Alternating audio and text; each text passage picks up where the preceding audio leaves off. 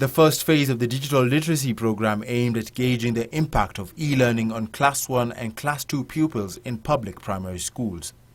The Bidii Primary School in Buruburu Estate, Nairobi County, was among the 150 beneficiaries. The institution, which has more than 1,500 pupils, received 196 learners' digital devices. When they took the word home that we have the gadgets, my office was flooded with parents seeking for new vacancies. They want their pupils to come where they're going to use the laptops. And so from 196 now, the pupils must be over 200. And we have stopped because we cannot contain them. We've stopped admitting. We've stopped admitting, yeah. And one other thing that has really improved, we don't have serious cases of absenteeism. Nobody wants to be absent. The project has since its inception garnered quite a bit of excitement, but I was intent to establish the efficiency and impact of the program on the pupils and the teachers.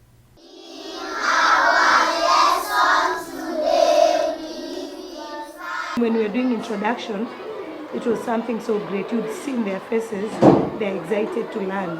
And so they wouldn't want to miss any class. And when you come with them here, they feel learning is going on, because they're able to see what is going on through the LDDs. The subjects available on the devices are maths, science, social studies and Christian religious education, while English and Kiswahili are still unavailable. The English and the Kiswahili that is in the LDDs, it's a different thing, because we are doing a different thing in English. We are doing the Tusome program. So the Tusome program has not been put in the LDDs yet. So if we use them, it will contradict. So that is why we are not doing English and Kiswahili in them.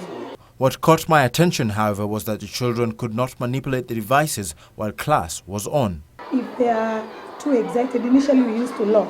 So when I lock, I'm locking all of them. And when you lock it's showing on the LDD so that you can win their attention.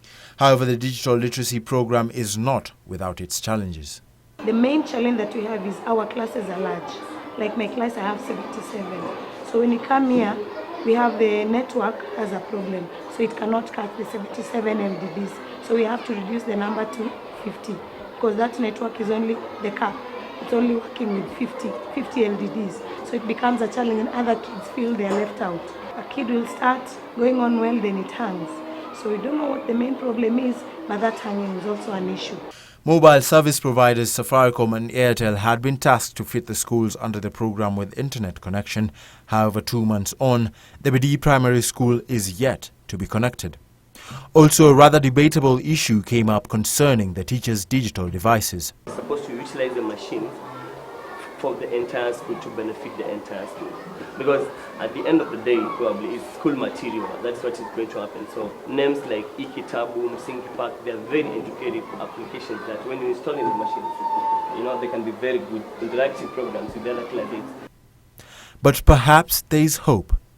There are plans by government to ensure that as we progress with this program, the second class 2, class 3, class 4 and so forth content will have to be populated in a way that then now the teachers can then be able to download for the purposes of the children in those classes. Principal Secretary in the Ministry of Information, Communication and Technology, Sami Itere, adds that the economic benefits of the program will soon be visible to the public. These two providers for these devices, plans are for them to set up factories in this country, production factories. So you're looking at creation of employment. You're looking at these devices now being built in-house. So that means a lot of our youth will be able to get work to help put together these devices for schools. In the long term, Kenyans will benefit, even though we are focusing on the children, but the ecosystem around the supply chain will create wealth for this country. The first phase of the digital literacy program seems to have run smoothly, especially in urban areas. However, I'll be consequently looking to visit other areas of the country to tell or make some disparity as to whether the program is running as smoothly in those areas. Reporting for Channel 1 News Hour, I am Vitalis Nyagoll.